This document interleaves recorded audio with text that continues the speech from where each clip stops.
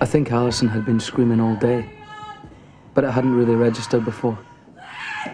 She might have been screaming for a week for all I knew. It had been days since I heard anyone speak, but surely someone must have said something in all that time. Surely to fuck someone must have. Alison! Please! Cool down! Everyone's gonna be just fine. Nothing could have been further from the truth. In point of fact, nothing was going to be just fine. On the contrary, everything was going to be bad. Bad? I mean, everything was going to be even worse than it already was.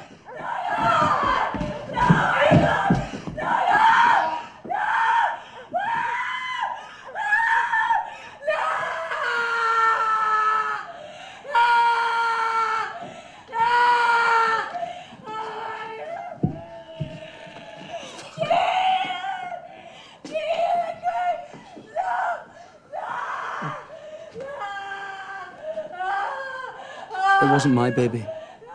She wasn't my baby. Baby Dawn, she wasn't mine. Spuds, Swannies, sick boys. I don't know. Maybe Alison knew, maybe not. I wished I could think of something to say. Something sympathetic, something human. See something, Mark? Fucking say something! Huh?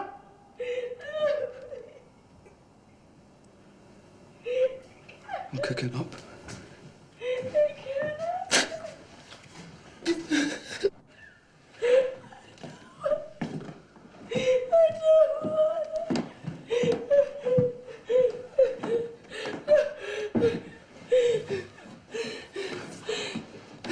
Kick us up a short range. I really need a hit. And so she did. I could understand that.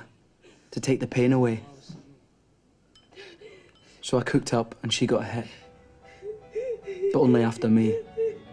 That went without saying. Well, at least we knew who the father was now. It wasn't just the baby that died that day. Something inside Sick Boy was lost and never returned. It seemed he had no theory with which to explain a moment like this. Nor did I. Our only response was to keep on going and fuck everything. Pile misery upon misery, heap it up in a spoon and dissolve it with a drop of bile, then squirt it into a stinking, purulent vein and do it all over again. Keep on going, getting up, going out, robbing, stealing, fucking people over, propelling ourselves with longing towards the day that it would all go wrong. Because no matter how much you stash, or how much you steal, you never have enough. No matter how often you go out and rob and fuck people over, you always need to get up and do it all over again.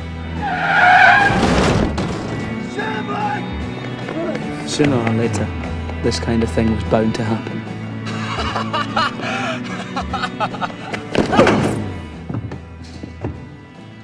Because shoplifting is theft, which is a crime, and despite what you may believe, there is no such entity as victimless crime. Heroin addiction may explain your actions, but it does not excuse them. Mr. Murphy, you are a habitual thief, devoid of regret and remorse. In sentencing you to 6 months imprisonment, my only worry is that it will not be long before we meet again. Mr. Renton, I understand that you have entered into a program of rehabilitation in an attempt to wean yourself away from heroin. The suspension of your sentence is conditional on your continued cooperation with this program. Should you stand guilty before me again, I shall not hesitate to impose a custodial sentence. Thank you, Your Honour. With God's help, I'll conquer this terrible affliction.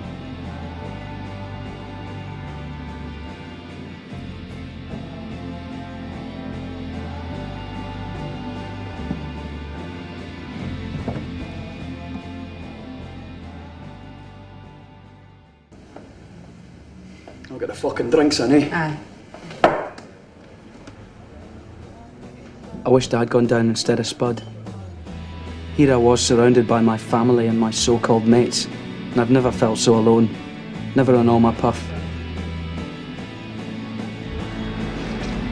Since I was on remand, they've had me on this programme, the state-sponsored addiction. 3 sickly sweet doses of methadone a day instead of smack.